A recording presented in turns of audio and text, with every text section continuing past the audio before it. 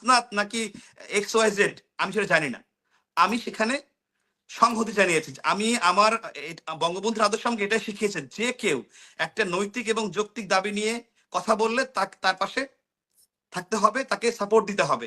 শুধু এটা না, যখন আক্তার হোসেন, ও তো এই যে আন্দোলন বা এগুলো হচ্ছে এটার মধ্যে মাস্টারমাইন্ডের মধ্যে একজন, আক্তার, ও ডাকসু সমাজসেবা সম্পাদক ছিল।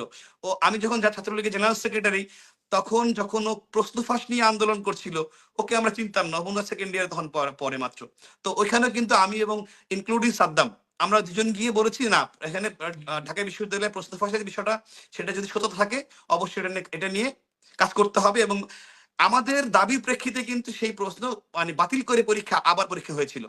তো ওই ঘটনার পরে কিন্তু আক্তার ফোকাস আসছে। এখন আমরা তো আর আক্তারকে ফোকাস করতে কাজটা করি নাই। আমরা দেখেছি ছাত্রলীগের পক্ষ থেকে যে না, একটা নৈতিক দাবি, যৌক্তিক দাবি, পিছনে ম্যানটাকে সেটা আমরা জানি না। এরপরে আপনার একটা নৈতিক দায়বদ্ধতা আদর্শিক জায়গা থেকে আছে। সেই জায়গা থেকে আমি সবসময় সাদাকে সাদা এবং কালোকে কালো বলার চেষ্টা করেছি এই আমার 15 বছরের এই যে রাজনৈতিক সংক্ষিপ্ত ক্যারিয়ারে। তো সেখানে যখন আমি রাইট ট্র্যাকে হাঁটবো, তখন অনেকের ভালো লাগবে, অনেকের লাগবে না।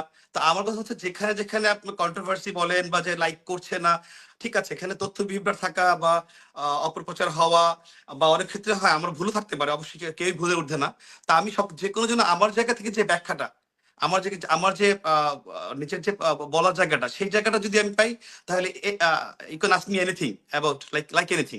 তোমার সবচেয়ে বড় ভুল কি এখন পর্যন্ত? হ্যাঁ,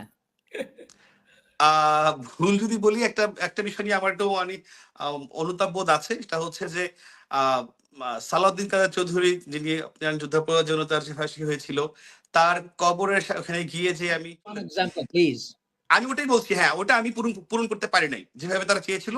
অবশ্যই সেখানে আমারও ল্যাকিংস আছে। ষড়যন্ত্র বলি যাই বলি, আমারও ভুল আছে বা আমারও ল্যাকিংস আছে, যে কারণে সেই জায়গাটা পূরণ হয়নি। এটাই সবচেয়ে বড় ভুল, যে আমি আমার যে লেজিটিমেট টাইমটা, সেই টাইমটা আমি পূরণ করতে পারিনি। পড়লে অনেক কিছুই অনেক সুন্দরভাবে করতে পারতো, সেটাই পারি নাই। এটা কি কারণে পারিনি সেটা বলবো না, পারি নাই, এটাই আমার হচ্ছে বড় ভুল। আমি বলবো প্রোটেক্ট করার বিষয় যদি আসে, তাহলে বলবো আমি সবচেয়ে বেশি করেছি আলহামদুলিল্লাহ। এটা নিয়ে আমি কোনো কষ্ট পেয়েছে বা আমার কাজ তাদের পছন্দ হয় নাই, এর ফলে তারা যে নালিশটা করেছে, এটাকে আমি ওভারকাম করতে পারিনি। এটা আমার একটা ছেলে এই আন্দোলনে খুব বাজেভাবে রিয়াক্ট করছে, নাম হচ্ছে মহিউদ্দিন রনি। ওকে ও যখন রেলের দুর্নীতি নিয়ে কথা বললো, আমি কিন্তু ওখানে গিয়ে ওকে সাপোর্ট দিয়েছি। যে একটা ছেলে মানে ওকে আমি চিন্তা না তখন, 6 দিন ধরে এখানে বসে আছে, কিন্তু ওর এই দাবি নিয়ে শোনার মতো একজন লোক নাই। আমার পয়েন্টটা হচ্ছে যে বাংলাদেশে যে কেউ একজন নাগরিক যদি কোথাও একটা পয়েন্ট নিয়ে, একটা যৌক্তিক দাবি নিয়ে বসে, সে যেখানে বসুক, সেখানে একটা কর্তৃপক্ষ, রিলিভেন্ট একটা কর্তৃপক্ষ যাবে, কথা বলবে, তার সমস্যা সমাধান করবে। যদি এই ধারাটা, এই বিশ্বাসটা নিয়ে কাজ করতো, তাহলে এই যে 18 কোটা আন্দোলন আবার এইখানে 24 হইলো, একই ঘটনার পুনরাবৃত্তি হইলো। এখানে 6 দিন যখন এরা শান্তিপূর্ণ আন্দোলন শুরু করছিল, তখন কেন একজন গিয়ে দায়িত্বপ্রাপ্ত বললো না? বললে কিন্তু সমাধানটা হয়ে যেত। আমি যখন আপনার ছাত্রলীগের দায়িত্ব নিলাম, ঠিক 2 দিন পরে নিরপেক্ষ আন্দোলন হলো। আমি কিন্তু কারোর সঙ্গে ডিসকাস করি নাই। আমি ঠিক 2 দিন পরে রাস্তায় নেমে বলছি যে এই আন্দোলন যৌক্তিক, এই আন্দোলনে ছাত্রলীগ সংহতি প্রকাশ করতেছে, এবং যদি সরকার এই দাবি না মানে, তাহলে ছাত্রলীগ সরকারের বিরুদ্ধে আন্দোলন করবে। আমার এই ভিডিওটা এখনো আছে স্পষ্ট। এই কথা বলার পর কিন্তু সকল ষড়যন্ত্রে পানি ঢালা হয়ে গেছে, কারণ ওরা আর মুখোমুখি পক্ষ করতে পারে নাই। না হলে 24 আজকে যা হয়েছে, সেটা 18 নিরপেক্ষ আন্দোলনে হতো, এর চেয়ে বেশিভাবে হইতো, কারণ তখন স্কুলের বাচ্চারা নামছিল। তা আমার পয়েন্ট এখানে যে কে নামলো, এখানে হাসনাতকে আমি চিনি না, আমি আক্তারকে চিনি না, বা মহিউদ্দিন রনিকেও চিনি না, ইনফ্যাক্ট মানে কাউকে চিনি না। আমি চিনি দাবিটা। ফার্স্ট মিস্টেক হচ্ছে সবাইকে খুশি করতে চাওয়ার চেষ্টা করা। ফ্যান্টাস্টিক, আমি আপনার কথা বুঝতে পেরেছি। আমি প্রথমেই যেহেতু আমাদের নিজের প্ল্যাটফর্ম, আমি আমাদের শুরু করি।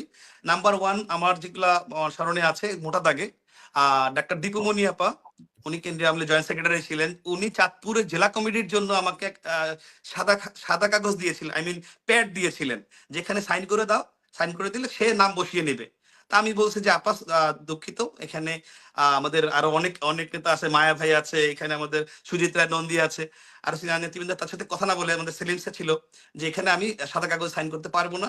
এটা উনি খুবই মানে আনএক্সপেক্টেডলি মনে কষ্ট পেয়েছেন, এবং পরবর্তীতে এইটাকে মাথায় রেখে উনি নেত্রীর কান ভারী করে কথা প্রসঙ্গে উনি বললেন যে আমার জেলা কমিটি করতে হবে। আমি বললাম ঠিক আছে আপা, জেলা কমিটি করে দেওয়া হবে, আপনি বলেন আপনার পছন্দ কেউ থাকলে আমরা আমরা খোঁজ খবর নিব তার সম্পর্কে।